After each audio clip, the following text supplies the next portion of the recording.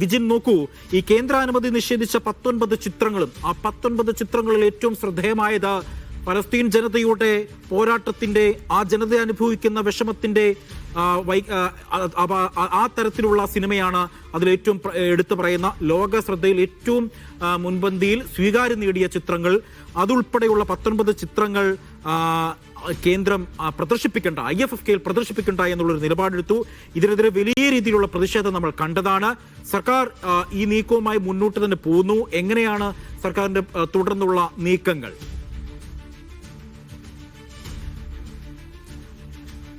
കേന്ദ്ര സർക്കാരിന്റെ സെൻസറിങ്ങിനെതിരെ വലിയ തരത്തിലുള്ള വിമർശനം അത് സംസ്ഥാന സർക്കാരിന്റെ ഭാഗമായി മന്ത്രി സജി ചെറിയാനും ഒപ്പം തന്നെ നേരത്തെ സാംസ്കാരിക മേഖലയിലുള്ള പ്രവർത്തകരും IFFKയുടെ ഭാഗമായിട്ടുള്ള അതിന്റെ ഭാരവാഹികൾ, ഒപ്പം തന്നെ ചലച്ചിത്ര അക്കാദമി ഭാരവാഹികൾ ഉൾപ്പെടെയുള്ളവർ നേരത്തെ തന്നെ വലിയ വിമർശനവുമായി രംഗത്തെത്തിയതാണ്. ഈ ഒരു സാഹചര്യത്തിൽ ഇന്ന് ചേർന്ന LDF യോഗവും ഇക്കാര്യത്തിൽ കേന്ദ്ര സർക്കാരിന്റെ നടപടിക്കെതിരെ പ്രതിഷേധവുമായി രംഗത്തെത്തിയിരുന്നു. സർക്കാർ ഉചിതമായ തീരുമാനമെടുക്കും എന്നുള്ളതായിരുന്നു LDF കൺവീനർ വ്യക്തമാക്കിയത്.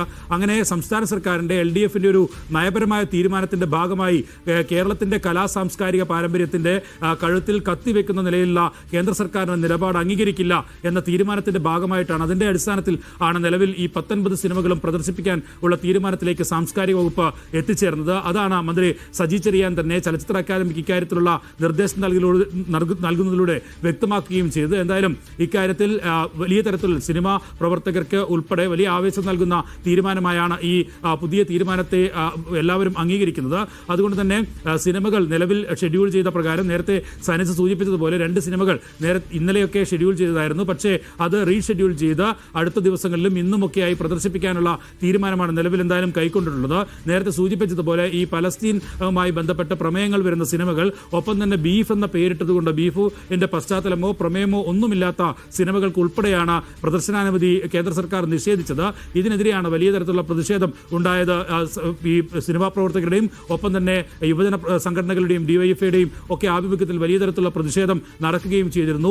സിനിമ പ്രദർശിപ്പിക്കാൻ അനുവദിച്ചില്ലെങ്കിൽ സ്വന്തമായി DYF തന്നെ ഈ ടാഗോർ തിയേറ്ററിന് മുന്നിൽ പ്രദർശിപ്പിക്കും സിനിമ എന്നുള്ളതായിരുന്നു തീരുമാനം. അങ്ങനെയുള്ള കടുത്ത തീരുമാനത്തിലേക്ക് ഇടത് യുവജന സംഘടനകൾ ഒക്കെ എത്തിയ സാഹചര്യം കൂടി മുന്നിൽ കണ്ടാണ് നിലവിൽ എന്തായാലും കേന്ദ്ര സർക്കാരിന്റെ തിട്ടൂരത്തിന് വഴങ്ങേണ്ടതില്ല എന്ന തീരുമാനത്തിലേക്ക് സംസ്ഥാന സർക്കാർ എന്തായാലും എത്തുന്നത്.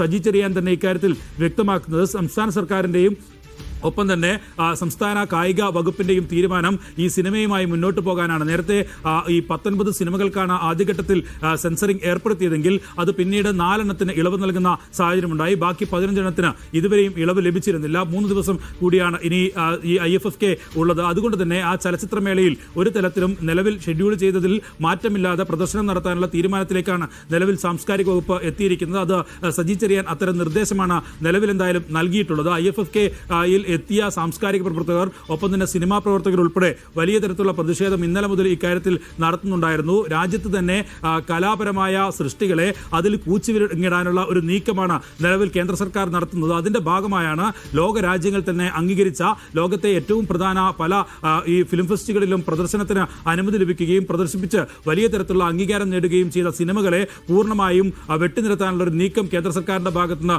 ഉണ്ടായത്. അതിനെതിരെയുള്ള പ്രതിഷേധം കൂടിയാണ് നിലവിൽ എന്തായാലും സംസ്ഥാന സർക്കാർ രേഖപ്പെടുത്തുന്നത്. അതുകൊണ്ട് തന്നെ കേന്ദ്രത്തോടുള്ള ഈ പ്രതിഷേധം ഇടതു നയത്തിന്റെ കൂടി ഭാഗമായി ഉയർത്തിക്കൊണ്ടുവരിക എന്നുള്ളതാണ് രാഷ്ട്രീയപരമായി സംസ്ഥാന സർക്കാരും LDFും ഇക്കാര്യത്തിൽ കാണുന്നത്.